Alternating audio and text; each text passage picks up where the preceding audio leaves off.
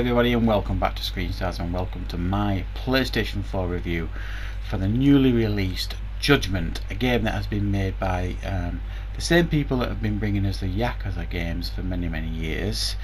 And since they've kind of pretty much finished the Yakuza series, after I think it's Yakuza 6, they've moved on to pastures anew, and they have delivered us a new game, Judgment. Now, for those of you who have played the Yakuza games in the past, this game ultimately is going to feel very comfortable to you. It has a very similar feel.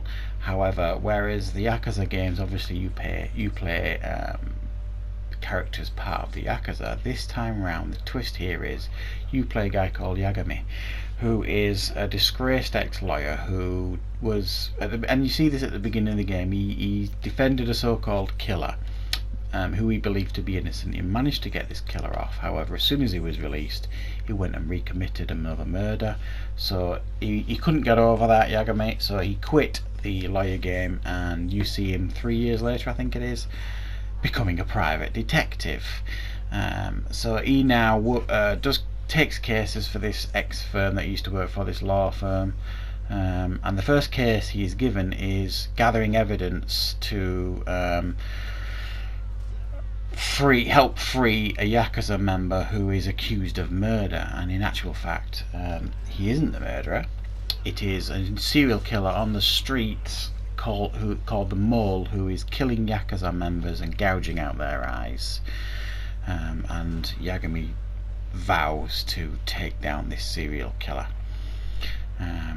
So that's the general outline of the story. Now, I will say the story here is absolutely excellent. I mean, they always are. In the Yakuza games, the stories are always really compelling and really interesting.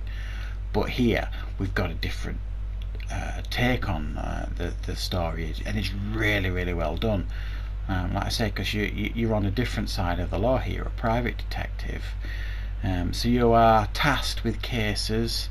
And you've got obviously the main case, which is trying to track down this serial killer, which is threaded throughout the whole thing, and it always keeps you engrossed. Although I will say it takes about 5 hours or so to really get going, this game, and for everything to kick into gear, all the mini games and all the side quests start kicking in. It's about 5 or 6 hours into the game, so bear with it initially, because it feels a little bit restrictive initially, this game. But once the game opens up, as these games always do, it opens up a world of fun and possibilities. Now, if you've looked at these Yakuza games in the past and kind of thought they look really cool and interesting, but the Japanese voice acting puts me off, you know, I don't want that.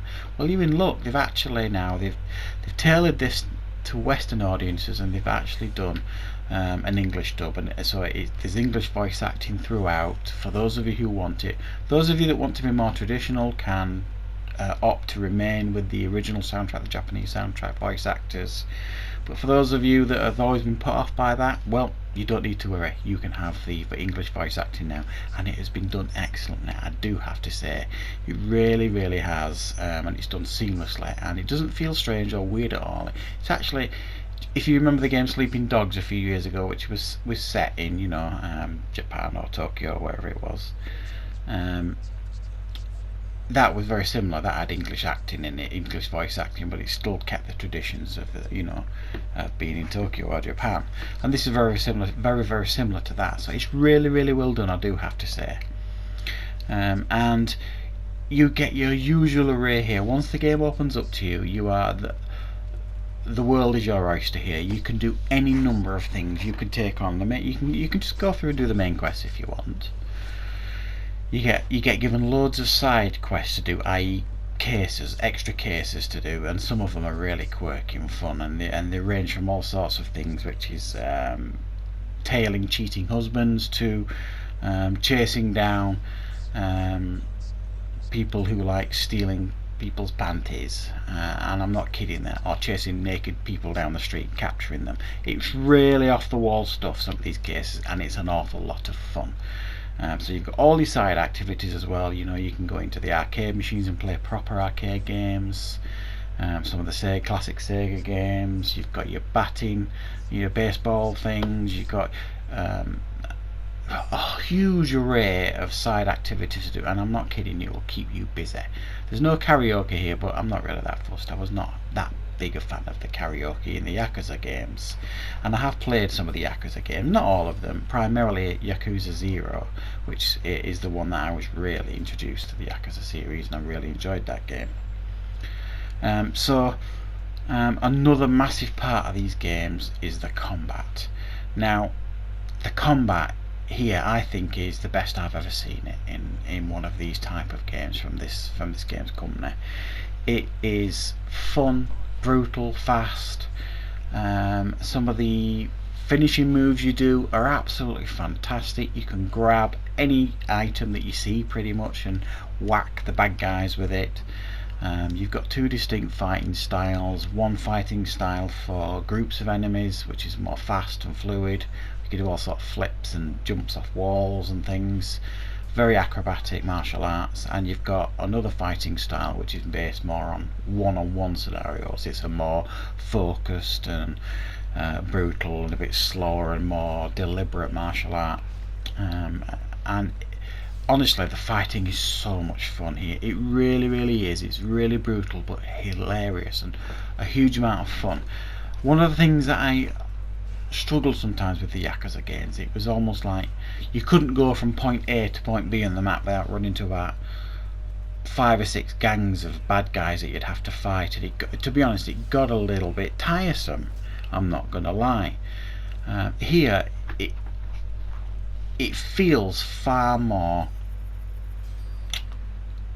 tangible, or it's not overdone here. You know, you can go from point A to point B and you might not run into any street thugs or gang members or people wanting to beat the crap out of you, or you might just run into one, or depending on how far you're going, maybe one or two. But it never really gets too tiresome. Even deep into the game, and I've put a good few hours into this game. I haven't yet completed it, but I've tried every mechanic in this game, and you know, it's for me, I think this is better than the Yakuza games because there's so many interesting mechanics here. Because you're a private detective, some of the cases that you've got to solve, you know, you'll have to tail suspects. You will have to you've got a drone which you can, like, you know, stake out buildings and gather evidence that way.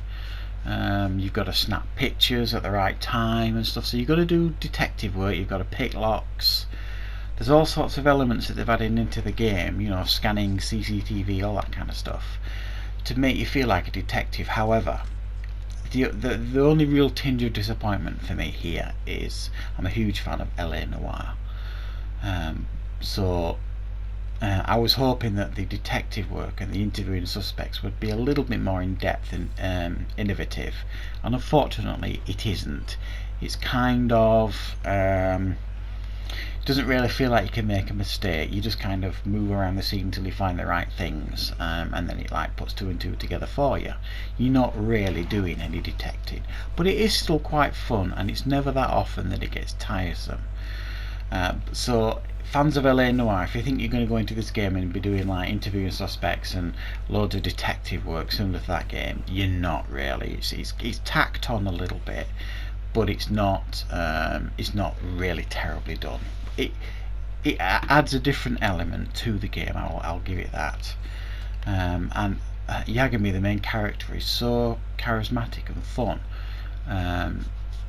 You really enjoy doing all the things that he does in this game, whether it be solving the cases, doing the detecting, charging around the city, chasing down suspects, going into shops, buying things, buying food items, doing all the side activities, going on dates. You can go on dates in this game. You can have girlfriends in the game, so you can buy them gifts, all that kind of stuff. There's all these social elements in this game.